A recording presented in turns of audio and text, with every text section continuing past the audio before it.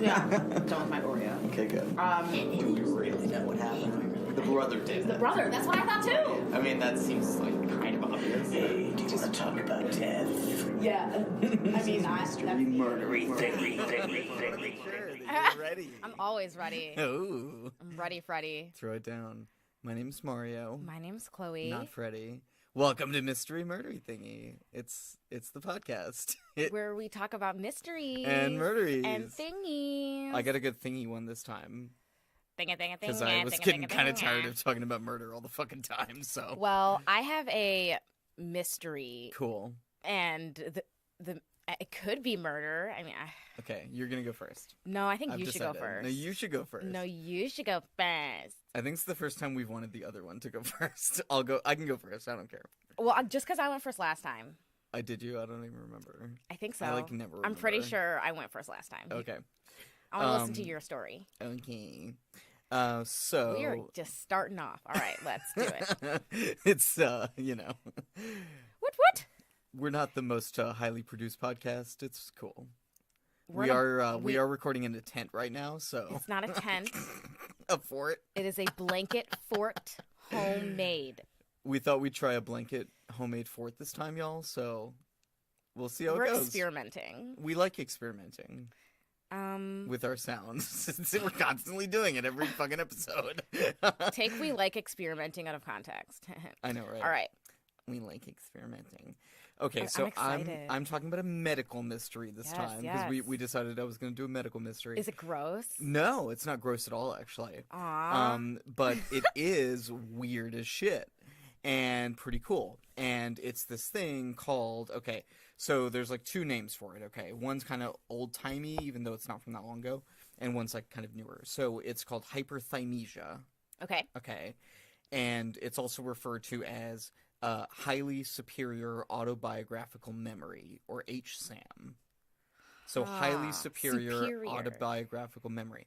So this is a Okay, I'm intrigued. Yeah. It's a very mysterious medical condition that, well, either afflicts or bestows power on a very small number of people, you know, depending on, I guess, how you think about it, right? So this condition allows those very small number of people, it's like 100 people or something, maybe throughout the world, to recall specific events, dates, and details about their lives or events that they've seen or read about. Oh, I wish I could do that. Even from years and years before. So, for example, a hyperthymetic person could tell you that, like, May 19th, 1993 was a Wednesday. Like, right off the bat. If they had lived through that time. But if they hadn't lived through that time, then they'd have no idea. Isn't that weird? And we don't know why some people can do it and some people can't. Not exactly, but we'll definitely get into some of the I theories wish and I stuff. could do that. That would be dope. That would be a cool party trick. It would be, and some of them definitely like use it in different ways, like to their advantage. But it kind of affects different people differently. Oh. But for some of them, it is like probably literally a party trick, like Mary Lou Henner, who's like a famous actress. She apparently is one of these people, and she would, I guess, use it as like kind of a thing with her friends and stuff. So anyway, so these like autobiographical recollections, they occur involuntarily and with no effort by the person. So it's not like they're like, what did I do in, September 22nd, 1972 when I was like 14 years old? Money, please. Lynn, you're not a psychic, Lynn. Oh, yeah, that's what you're doing, Bob's Burgers. That was Bob's Burgers. Oh, yeah. She was not a psychic. That episode turned out very badly. So it just kind of like comes to them, even when they don't want it, actually. They can just think through like, okay, let me just think about all of the March 3rds from 10 to 14 years ago. Boom, boom, boom, boom. And it's just like, it's there. What did I do that day? Who did I talk to? What was I thinking about? Like, boom, boom, boom, boom. It's crazy. This is like kind of different than what where it's called like savant syndrome or like photographic memory, so-called, or eidetic memory. Like this is kind of a totally different thing. So hyperthymesia or HSAM doesn't impart like special, mathematical abilities These people aren't better at calculating or like coming up with dates or things like that. It's just a recollection. Okay, that's why if they haven't lived through that time, they just don't know, right? Just like the rest of us. So, however, hyperthymetic individuals do sometimes have an obsessive interest in dates, where they like really like thinking about dates, organizing different dates, but they don't really like calendars. What? They're not like into buying calendars or like studying different types of calendars or calendars over time. Or is it more mental than it's just mental, but it's weird. But they do sometimes have this like obsessive interest in like dates, as a thing. So these abilities, they're like kind of like I said before, not purely positive for like all people with hyperthymesia. Some people, or HSAM, since the autobiographical recollections are like involuntary, they're just kind of like, for some of these people, kind of a constant intrusion on their thoughts, right? Like throughout the day, it's like you see something and, you know, it just like makes you think of this thing from 20 years ago for no reason. What do you mean? So, for example, they'll, you know, be going throughout their day and something will remind them of a thing that happened, like kind of not a very important thing, you know, 10 years ago, 14 years ago, 15 years ago, and then they'll just kind of like one memory will trigger another memory, and then it'll trigger another memory, like kind of like walking through an infinite room of memories. So it's like uncomfortable. You're being pushed through the room. Oh. For some of them. For some of them it's uncomfortable. For other ones it's not. For some of them it happens more intrusively, and for some of them it happens less intrusively. It varies. Even in the very small number of people that we have like documented cases for, which is about 11, it's pretty variable. But there are some things that are consistent. And the ability to do it involuntarily is always consistent. But some of them have like different reactions, you know, to it. Were you going to say something? No. Okay. Well, I do want to say something, but I think you're going to get to it. So keep talking. Yeah. I have a feeling you're going to get to usually it. end up answering your questions, so maybe just leave them more towards the end. So yeah. Let me find my place. Okay. So yeah, according to some people with hyperthymesia, like especially the first woman who had like her documented case, her name was Jill Price. She actually was one of the ones who had more difficulties than others, where she would just get like wrapped up in these remembrances to the point where it was like intruding on her day, you know, intruding on like her normal functioning as a person.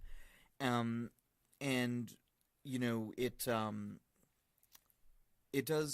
always these autobiographical memories, like always. It's not like they remember like random facts really well. They're not you may have heard of as mnemonists, right? MNEMONISTS.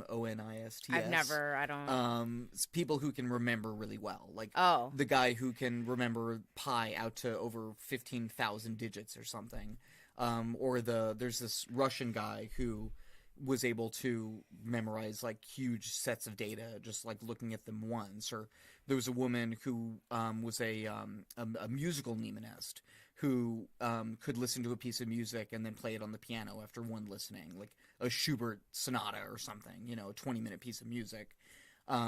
There's just different people who have savant-like abilities in terms of memory. Like, these are not those people. It's only autobiographical, but it's not important stuff. It's just like anything. I ate a sandwich on February 2nd at 12:15, like shit like that. But sometimes it's super random too, because they'll remember like not that day, but then they'll remember the day after. Or it'll be like they'll remember. Oh, it's random? It's a little bit random sometimes. They'll remember like what someone was wearing, but not necessarily what that person said. Stuff like that. It's more like what their recollections of their experience was, not necessarily the facts that were. I don't know. It's these. There's like all these different types of memory. I'm puzzled. When you get into like a Wikipedia hole in this, you just like you start hearing about all these like different types of memory. I didn't realize that this like was a whole thing. But their ability, it's like specifically around this idea of like the events that happened to them during their lives. And for some reason, they're just, like, able to recall all of them. And you said it's involuntary, so they can't, like, I don't know. So does it? Well, they would, can bring would they... up ones that they want to, but the it's effortless.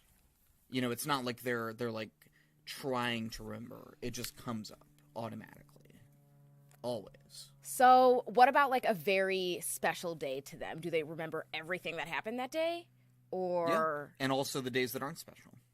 It's just everything. Important events that happened, public events, but also not that important public events that happened. You said you said it was random, but it's random in a sense of what they remember about that day. Like you said, they remember what somebody was wearing, but not what they said. Sometimes it varies. Oh, okay. It's not like one thing or another thing. So the sort of central mystery here, right? Like we were talking about earlier. Is like, why do these people have this ability? You know, like, what is this? Why are they able to do this, and the rest of us are, like, not able to do this? Why is it such a small number? Are there more? Yeah, who knows? But part of why it's a mystery is because there just haven't been very many cases documented, right? So we just don't have that many examples of, like, to like, go on, right? To create, like, real, like, theories of what's going on. But there have been some stabs at it. So I'm going to go through, like, two kind of categories of these sort of hypotheses or theories as to what's going on with hyperthymesia, HSAM. So first I'm going to go into the biological ones. So in one documented case, and I think this was the case of Jill Price, the patient was found to have an enlarged temporal lobe and caudate nucleus. And there have been some other MRIs and scans where there have been other parts of the brain that have been found to be enlarged or have more white matter in them, which apparently is important, I guess, in functioning, scientists think. And those specific areas, the temporal lobe and the caudate nucleus, are thought to be key in both memory processing and storage, specifically long-term memory. And the caudate nucleus is also involved with procedural memory and habit formation, and is also implicated in, probably implicated in obsessive-compulsive disorder. And there are some, what do you want to say, indications, you know, there's some, it's not like scientifically proven or anything, but there's some indications that people who have HSAM may also be more likely to have obsessive-compulsive disorder, or at least have obsessive tendencies. Are there cases of PTSD? I'm not sure. There's not really a link that I read about between those two things. Because this is an ability these people have had since childhood. But what it's if not linked? It doesn't seem to be linked to trauma. Well, but it actually doesn't really seem to be linked to emotionality at all. That's even weirder to me. Yeah, which it is, because one would... and actually there was one study that kind of teased this out particularly in some different memory tests and things that were given to these people into a control group. And it was found that even in a different context, in shorter-term memory, with these kind of memory tests, that emotionality didn't affect the ability of hyperthymestics to remember things any better than a control group. So it didn't seem like they had any special ability in respect to the emotionality tied to memory formation. Okay. Because I was going to say, what if you, like, remember every detail of, like, something traumatic that happened to you? Would it affect you more? Well, I don't know. Do you know what I mean? But that type of highly detailed remembering over a long period of time is normal. Oh. So that's not really what we're talking about. This is where they remember everything. Things that are special and not special, right? That's like what I've been saying, like, where it's just even mundane details from 20 years ago. So it's a kind of a different type of thing. So, and I guess this has to do with memory. It's like normal to remember, well, I mean, duh. It's like normal to remember something traumatic. Well, yeah. I mean, I think so. I'm not like a memory expert, but I think so. So anyway, getting back to kind of the story, so some like non-biological ideas as to why this might be happening. So some researchers think that hyperthymesia is not really a result of like the brain circuitry per se, like not anything in the way that the brain's set up, but more like function, like that these people have a kind of you know, in the encoding process, they're like subconsciously using these like semantic processing mnemonic cues, I guess. What does that mean? To where, okay, so you know, like, for example, if you learn something as a song. Oh, mnemonic cues. Okay. Right, mnemonic cues. So, like, if you learn something as a song, then you remember it much better. Oh, yeah. Because the song, the tune is a mnemonic cue. Okay. Just like, you know, if you learn something as a, like a series of letters, right? Like the order of the planets or something, then you remember, like, a little, you know, nonsense sentence that helps you to remember the planets. But I don't remember it. Right. You have to remember the cue, but they think that these people might be doing that with everything subconsciously all the time. And then they use those mnemonic cues to have that automatic recollection. But in a way that they're not, like, consciously percepting what's happening. What? It's just, like, happening. Because of, who knows, Because right? why? Because we don't Why? know. We're not sure. That's the fucking mystery, right? Oh, that's so bizarre that it's, like, unconscious. It is, and that's And for sure. involuntary. Yeah. And they think that this might be kind of like a domino effect, where it automatically brings up one memory after another, each one triggering the other, which does seem to be like how it functions, at least in some hyperthymistics. So this all might also have to do with another kind of mysterious condition called synesthesia. I don't know, have you ever heard of synesthesia? So it's like where there are these associations between different senses. So commonly people I know what think that of is. it When as, people when people feel colors and like yeah, exactly. Yeah, definitely. and like see numbers and shit. Right? Exactly. Like that Russian mnemonist that I was talking about, he had synesthesia, but it was with all five senses. So how common is that? Do you know? Synesthesia, it's definitely more common, but it's not super common, obviously. But it's not like super rare either. And some have hypothesized that hyperthymesia may stem from a kind of synesthesia, like a space-time kind of synesthesia. Or that it might be like sort of the functioning the same, but with space and time, as opposed to with color and, you know, hearing, or with, you know, taste and touch, or whatever, you know. So someone can see time? What? Huh? I'm so confused. Yeah, I'm not really sure what that means exactly, but it's kind of a mystery as well. So let's talk about some documented cases. So according to Wikipedia, the almighty Wikipedia, there have been 6 cases of hyperthymesia that have been confirmed in peer-reviewed articles between 2006 and April of 2016. The first well-documented case was the one I was talking about earlier, Jill Price, originally known as AJ before she revealed herself. And this is known as the first documented case of hyperthymesia. And it was documented by Elizabeth Parker, Larry Cahill, and James McGaw at the University of California, Irvine. And for some reason, again, this is kind of the mystery, Jill Price remembers every day of her life since she was 14.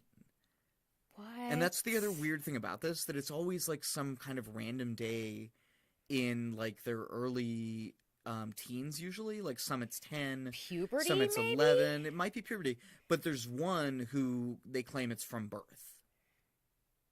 That's what they claim. What? No, it's and like, as far as we can tell, I guess they're as legitimate as any of these other people. So I don't know. There was that one case where it was earlier, but in all the other ones that I read about, it was like that sort of early teens. So maybe, like you're saying, something with puberty, perhaps. So Jill Price states that, quote, starting on February 5th, 1980, I remember everything. That was a Tuesday. Close quote. Oh my And that's what you'll gosh. see. She's just constantly saying that in her quotes. She's like, yeah, that day, that was a Wednesday, da da da da da, that was a Thursday. You know, it's like this thing. And her experience, like I said before, with hyperthymesia has actually been fairly negative, unfortunately. Her memories, she says, intrude on her stream of thoughts, and that she feels that her condition has been sort of misrepresented in the media. I guess there was this Wired article, which I didn't get to reading, which I guess kind of misportrayed. She felt You can easily portray it as like some kind of superpower, but if it's like intruding on your thoughts like that, and never, right, it's like constant. I think there's a way in which you can talk about it where it's sort of dehumanizing. You know, you forget that these are just people who are like able to do this, and it's just like, to them, it's like, when I was young, I thought everyone saw kind of fuzzy, you know, because I didn't know you needed glasses. I just thought that was like how you saw. And it's the same with these people. Like, until they learned that other people couldn't do this, they just assume that everyone else can do this. Interesting. Yeah. Well, I mean, it makes sense. But, so to them, it seems completely normal, you know. And then there's the case of H.K. Derryberry.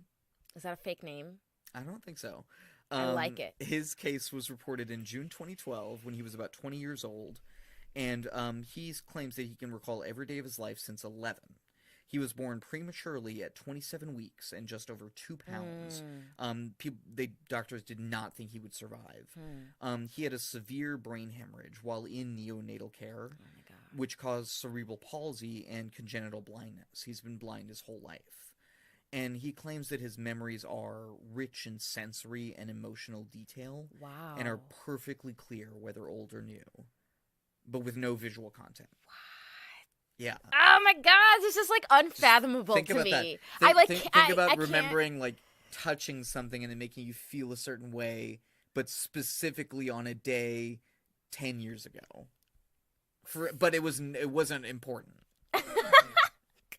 Like, so, but why? Oh, it's so weird. And then later that year, Channel 4 in the UK documented the case of 20-year-old Aurelian Heyman in the program The Boy Who Can't Forget. And Aurelian, who's from Cardiff in Wales, was a student at Durham University in northern England, and he could remember, he says, every day of his life since age 10. So again, 10, 11, 14, it's right around that same age. And he is the first known British hyperthymastic. Aurelian also has had a relatively positive experience with the condition. He actually says that it's been just kind of a fun, positive thing in his life. Yeah. And then there's Rebecca Sherrick's case, the last one I'm going to detail specifically. Her case came to light in April 2017 through a BBC World Service interview, so not too long ago, just about 2 years ago. She claims to remember every detail of her life since she was 12 days old. So not since birth, technically, but she claims since she was 12 days old. She remembers every day. Rebecca is from Brisbane, Australia, and her case was studied by 2 separate research projects at the University of Queensland and the University of California. And scans showed that Rebecca's brain had a heightened connection between the conscious and subconscious area. What? So with all these brain scans, they're definitely showing something. Like something, it seems, I think the biological has a very strong case. Because there seems to be something going on. This may allow Rebecca to access memories that would otherwise be buried in the subconscious. Mm-hmm. See Bing Bong. Inside Out for more info. Exactly. Like Bing Bong. No, Bing Bong. The ability of these patients has forced scientists and others, including Chloe right now, to wonder how large the human brain's capacity for memory storage actually is. In other words, do we store all of the things that we have ever been exposed to, but we just can't recall them? Is that the case? Is there this infinite well of memories deep within us into which we could tap? What do you think, Chloe? It makes you... I want to say yes. Right? It really makes you... I wonder... And then what if there's what if somebody invents some kind of pill? Ooh. Right? That that'd be a great book, pill. right? Right. I keep bumping the damn microphone. Sorry, it's just hanging out there. Rest in peace to people with headphones listening to this right now. Sorry. But Are you done? No. Okay. I was just asking you a question. Okay. It's here in my Reddit. Well, What do you think, Chloe? it is. Because I want to know. I'm interested in your opinion. Well, I say yes. Yeah, no, I think it's fairly likely. Other people, of course, think that's not the case. That the hyperthymistics are not tapping into this kind of unadulterated stream of our lives, right? Rather, they're reconstructing the memories from traces, which the brain is very, very good at doing, actually, reconstructing a whole from a part. And that there is no master storage, full of intact memories. And there's never any way to prove it, really, right? Not yet. Not yet. Okay, I don't know. right. I can imagine Okay. a Black Mirror kind of not too distant future in which we're able to directly tap into the memory. I mean, I think God. it's hypothetically possible. I'm not a fucking scientist, as I want to say, but I think it's hypothetically possible. There's also a debate about whether hyperthymistics are susceptible to false memories. There or memory you creation. go. This is what I wanted to ask you, but I was like, I'm pretty sure you're going to get to it. Yes, So your hypothesis was correct. So I actually read about a really good study, it seemed like, which suggested that hypothymistics are susceptible to the same kind of false memories, memory creation, distortion that all of us are susceptible to. And that they use associative subconscious cues of the kind that we were discussing earlier to overcome this when recalling autobiographical memories, but not other kinds of memories. So in this study, hyperthymistics were actually worse or just as bad at most memory tasks, including tests utilizing, quote, lure words and photographic details over a short time scale. So they would not be any better eyewitnesses. Correct. And Okay. the study made that exact point. All right. Because when you're Yes. talking about this, I'm like, okay, like what if somebody was there at the scene of the crime and they remember that day, but Right. they're not, but it's not any better. And they're known to have HSAM, so like, they're the perfect witness. They remember everything. But do they? But do they? Ooh! Maybe not.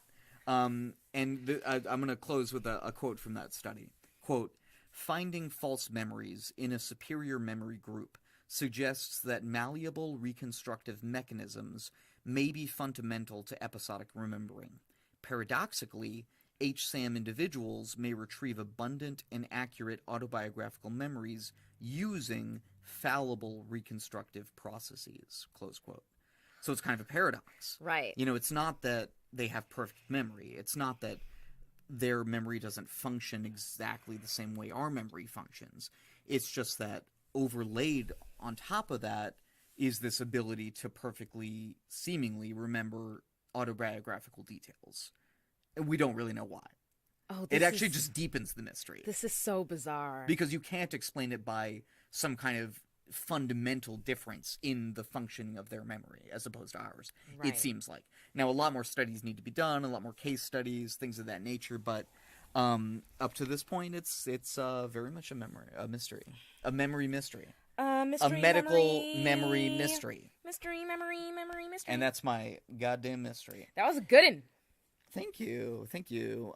So my sources, I didn't write all of them out, but I've got like all the links here.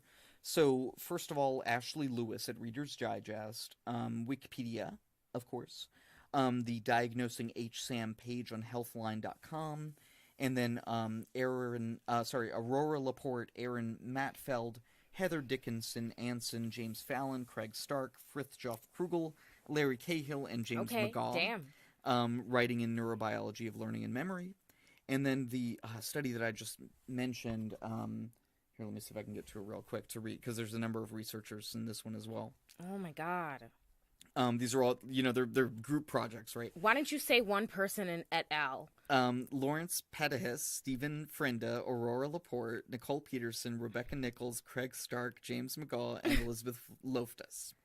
And that's in the Proceedings of the National Academies of Sciences of the United States of America. Thank you. Thank you. Blah, blah, blah. Thank you. God bless all right. the Proceedings of the National Let's Academy do of Sciences this of the United States of America. before my computer dies. Yeah, let's. Yes. Okay.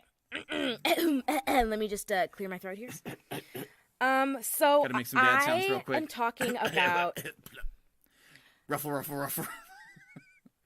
I am talking about a mystery. That was so dumb. Guess what, guys? In our mystery Guess podcast, what? I'm talking about a mystery. It's a thing we don't know what it is. It is a missing persons case. Okay. So it's interesting in that it has to do with religion and exploring and okay, let's just talk. Okay. Okay. So there is, a slew of explorers out there, like Sure. obviously. Adventurers. Right. Some of them Peripatetics. some of them Christian missionaries. Sure. Some of them just curious, and some who legitimately go out and search for, I don't know, Noah's Ark. Okay. So this is the story of Donald Mackenzie, a 47-year-old climber from Britain who became fascinated with Noah's Ark after becoming a born-again Christian. So I'm going to start with talking about the mountain that he climbed and then was never seen again. So Mount Ararat. Oh, yeah. Not Ararat, yeah. How do I say it? I believe it's pronounced Ararat. Ararat? According to mythology, the mountain on which Noah's Ark is claimed to have, So, found on the border of Iran and Armenia, it's Turkey's highest mountain. It's called Agri Dağ in Turkish. It's also nicknamed the Mountain of Pain. It's a dangerous place. Okay. And not just because of the landscape. So, it's, like I said, it's like you said, actually, for me. Hey, this is a pretty widely known thing. Okay. I didn't know. Spoiler alert from the Bible. Well, not everybody has read the Bible in detail, Mario. Well, neither have I. Oh. I'm just fucking with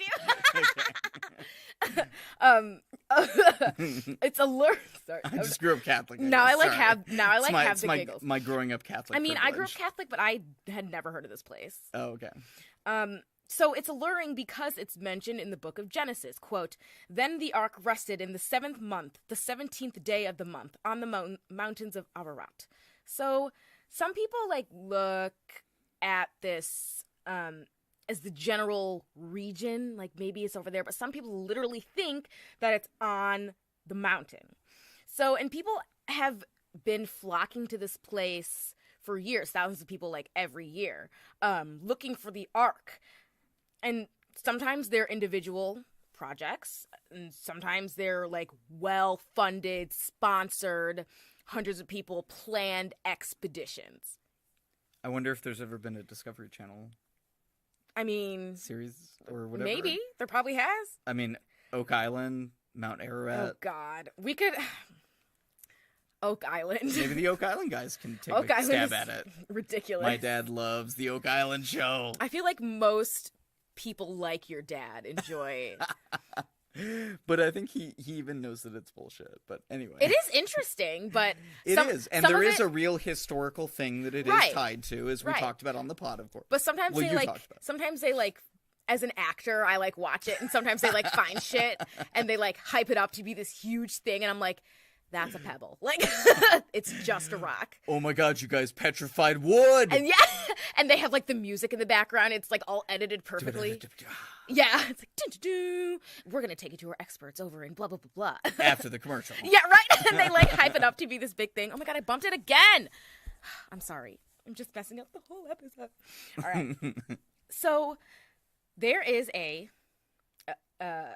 organization called Noah's Ark Ministries International. I want to say NAMI, NAMI. I really don't know. I'm gonna call it NAMI. Sure. A Hong Kong-based evangelical organization. So this organization announced in April of 2010, they had this press conference, all right, and note that there were a lot of Turkish authorities there and important people, just note that, that they have this press conference that with 99.9% certainty found Noah's Ark in an ice cave on the slopes of Ararat. But they refused to tell people, like, the exact location of their find. But Donald Mackenzie heard about this. He was like, oh, fuck you. I'm going to go see this for myself. So let's talk about Donald Mackenzie himself. So he grew up on the Isle of Lewis off the west coast of Scotland. So this was like a very conservative, religious, Irish Catholic type area. So although he grew up... Wait, did I say Irish? Yeah. You mean Scottish? That's wrong. Scotland. Oh, okay. I was like, I'm pretty sure she said Scotland, but... Scotland. So he grew up in this, like, conservative religious environment, but he didn't like follow those rules. He was kind of wild in this sense. He rode a lot of motorcycles. He joined up with the military.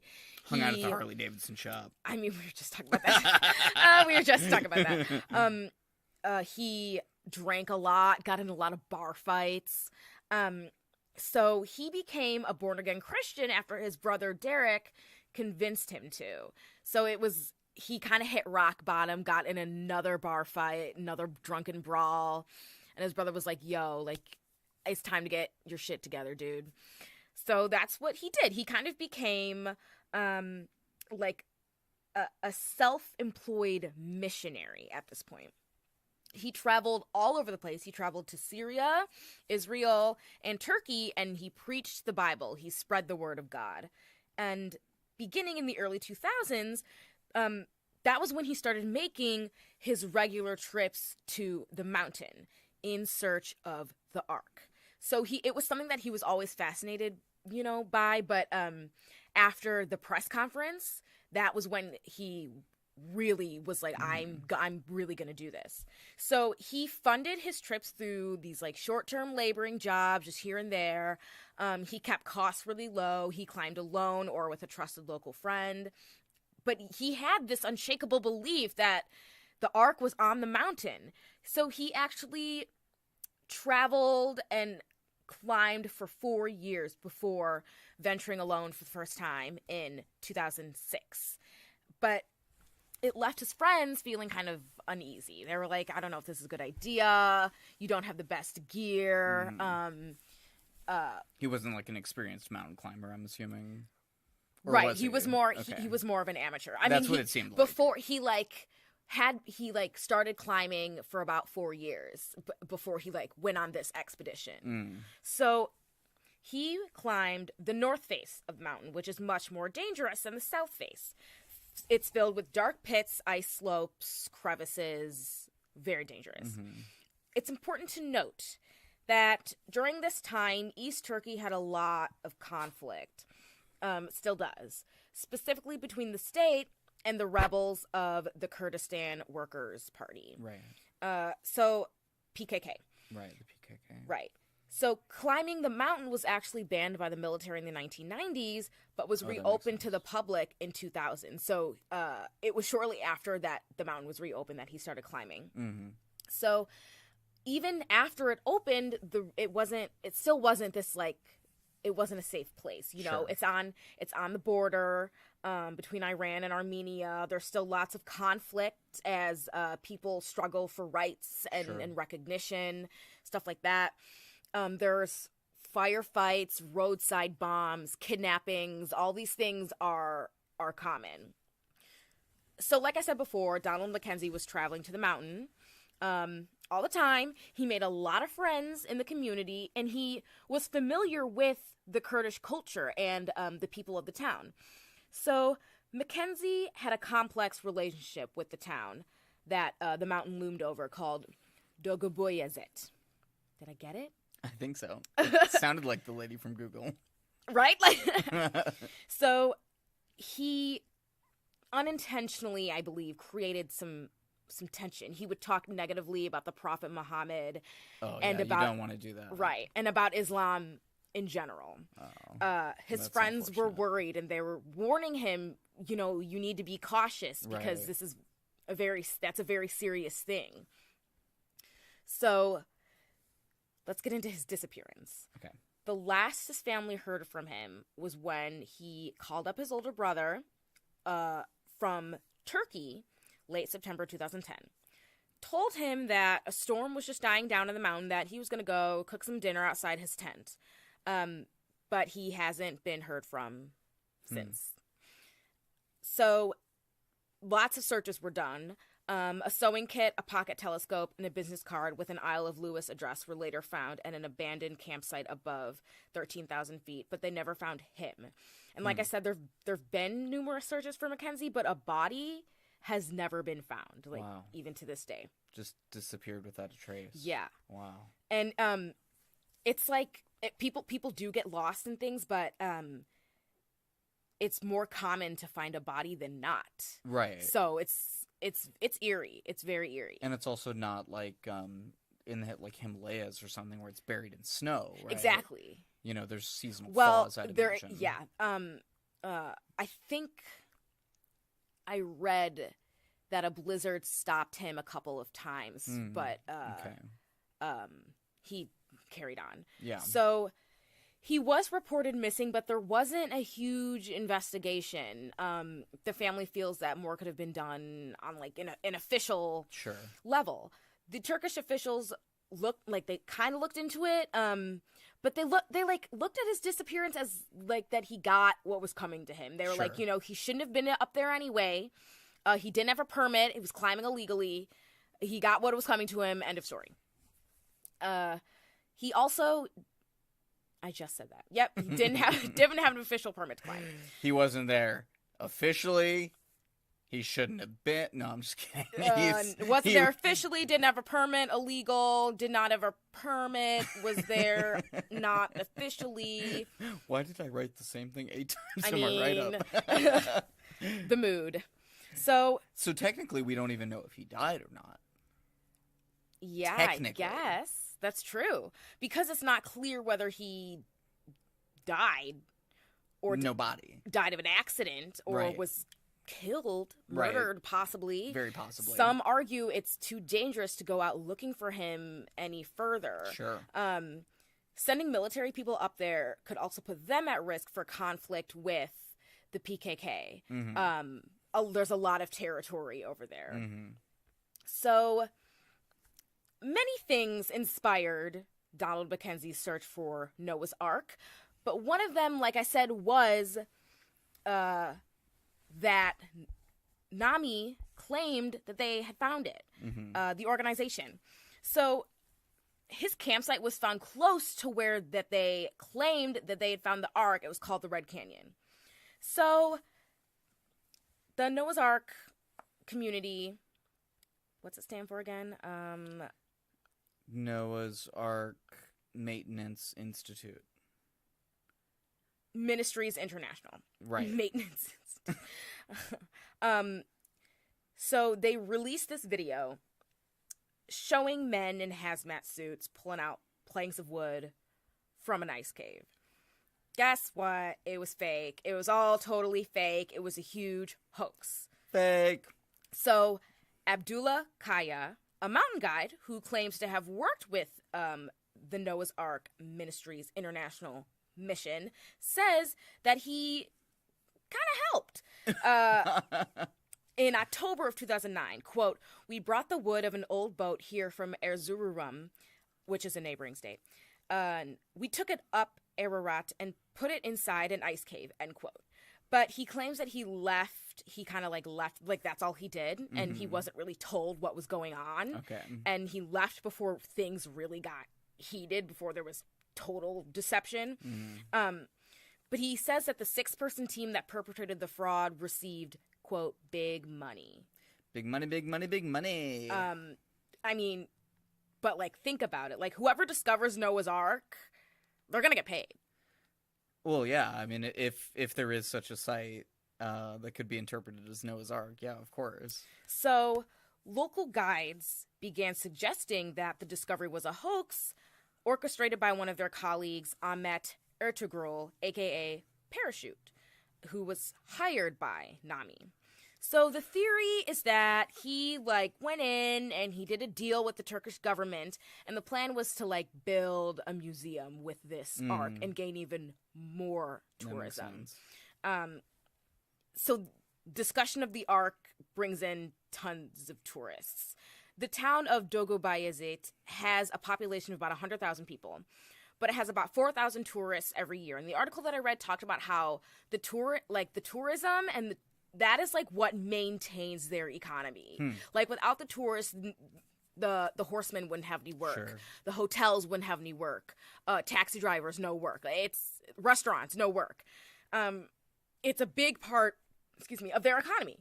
So in the end here, there are only two theories. And the simplest is that Mackenzie had some kind of tragic accident on the mountain or murder. Murder. Did he freeze to death? Did he fall into a crevice and die? Was he attacked by wolves, which is very common? Wolves straight up eat people over there. Could be a reason why no body was found, right? But there would be bones. Oh, they don't think it was a wolf because there would be bones. Oh, I guess so. Or was he kidnapped and murdered by Islamist extremists? Or maybe he found out the secret of the fake wood and he got thrown to an ice cave himself. Maybe what if he What if he got killed by Nami? What if he found the ark and then was raptured? Could be that too.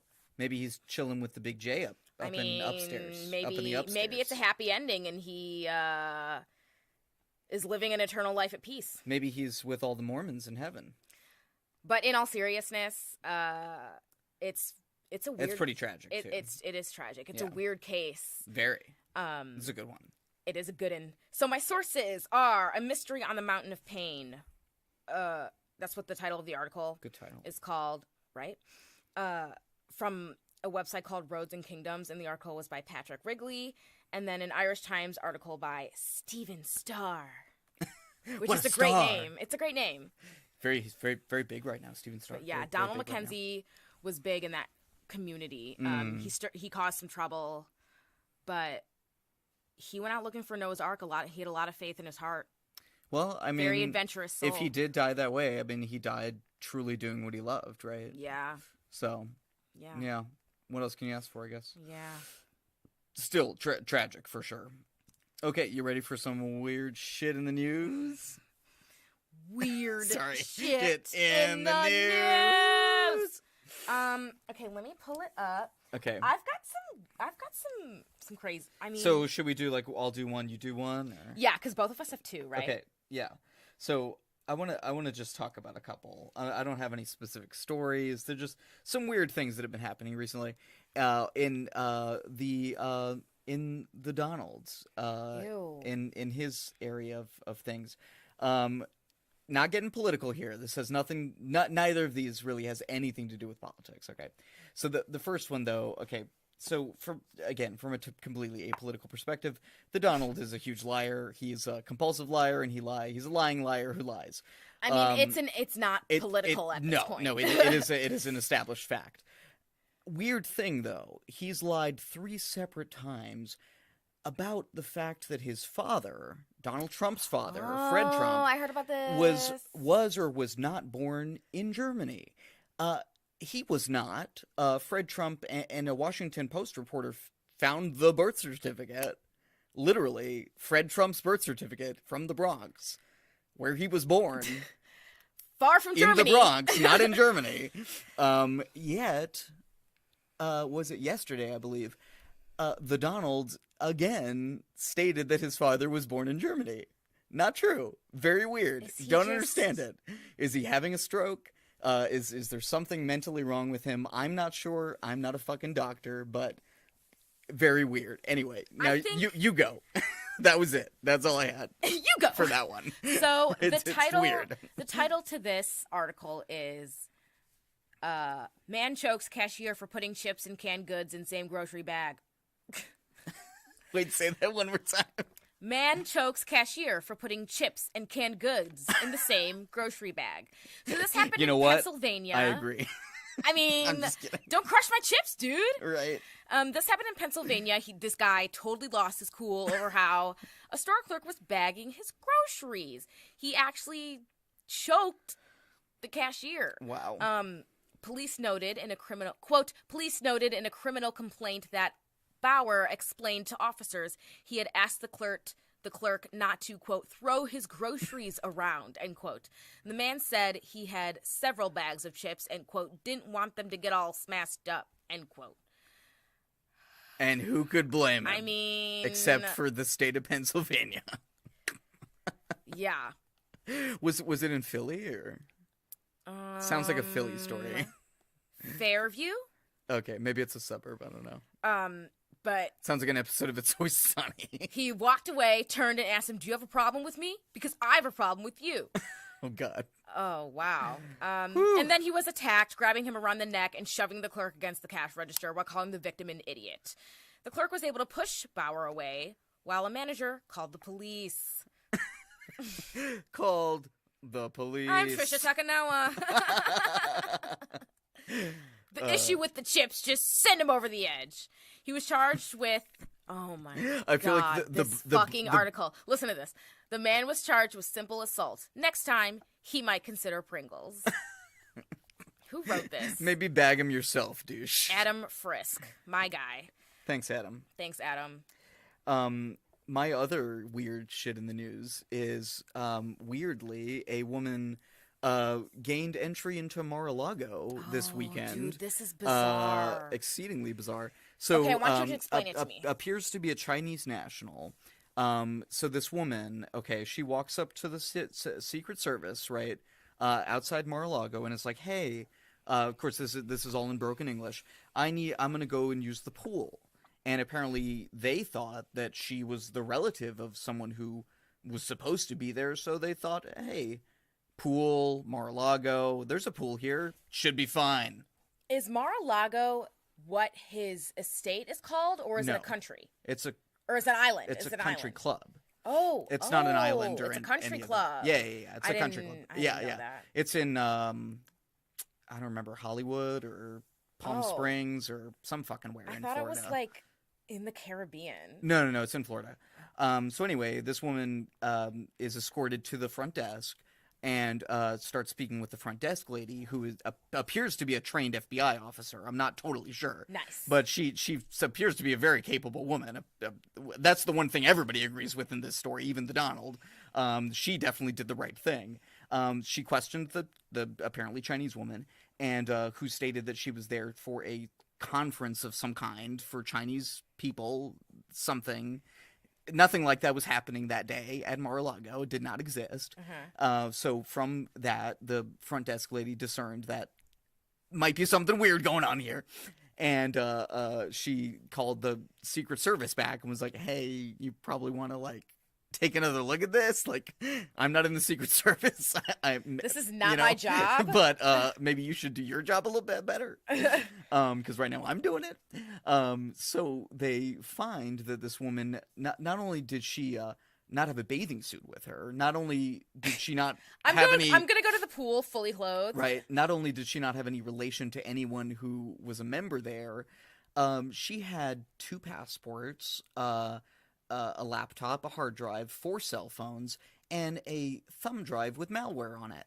And she's now in jail. And she's being charged with making false statements and unlawful entry. So, wow. Yeah, pretty weird. Oh, I forgot the weirdest part. She claimed eventually, this is like the third story. Yeah, what's her... The third she's story a lot now, of... right? Like, I'm there for the pool. I'm there for the conference. Interested. So what she said eventually was that she was told by a friend of hers in China that she should come to... Can't resist. Should come to the United States, go to Mar-a-Lago, and talk to a member of the Trump family about... some business opportunities, some ways to increase better economic relations between China and America. Who the fuck knows what that means, or what any of this means? I wonder what she was doing. Not I genuinely want to know, though. And just to be completely speculative and irresponsible about it, I'm just going to say this.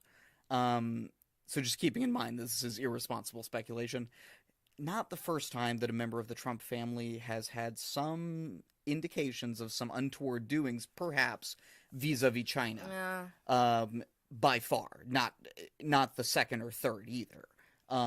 So yeah, we'll see how that comes out. So, oh goodness, what's your second shit? So this is pretty wild. Mm-hmm. My second shit's always pretty wild too. What? My second shit of the day is pretty wild. Well, I didn't think I had to go. go again. Jesus. So here's the title.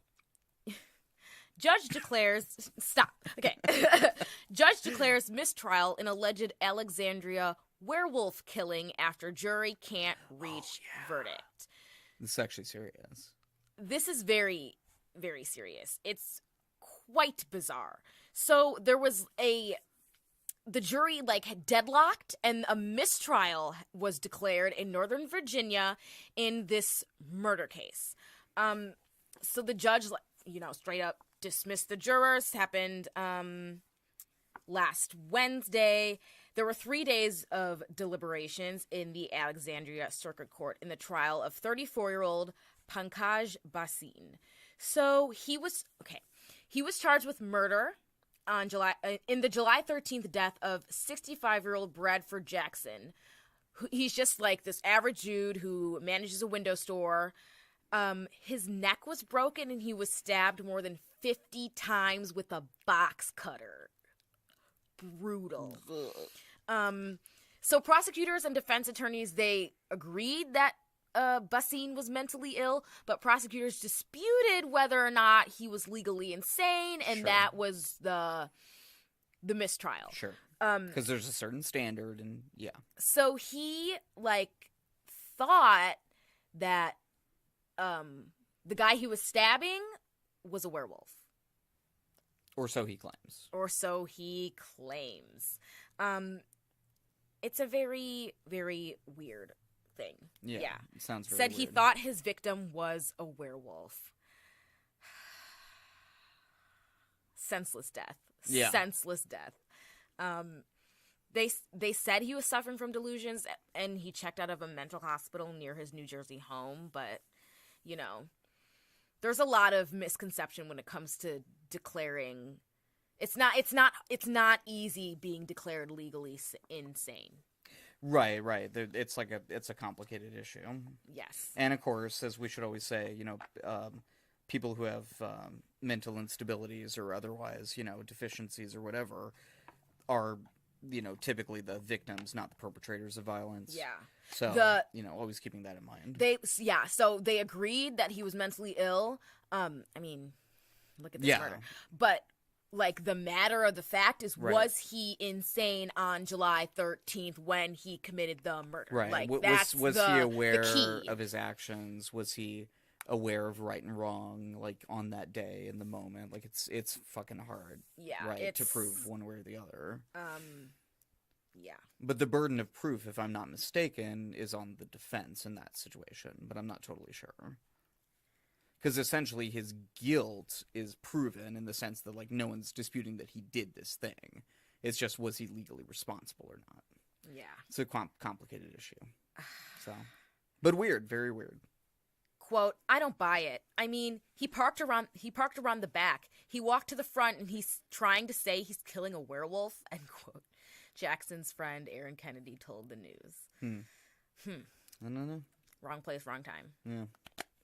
Well, that's a great note to end things on. Thanks for listening, you guys. All the way to the end here. All the way to the end. Follow our social media bullshits. Hit us up on all the social medias, Twitter, Instagram, Facebook. I haven't been tweetering as much, but Patreon if you're one of the cool kids. Yes. Give us a buck. Hit us up. We have some extras coming up.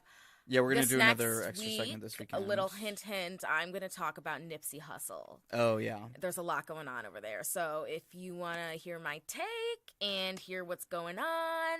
Right. Also about music that we like listening to. Right. We're going to talk about that every week. Or every month, sorry. It's going to be a monthly thing for the extra segment. Okay, you guys. Thanks for supporting us. Thanks for listening. Yeah. Goodbye.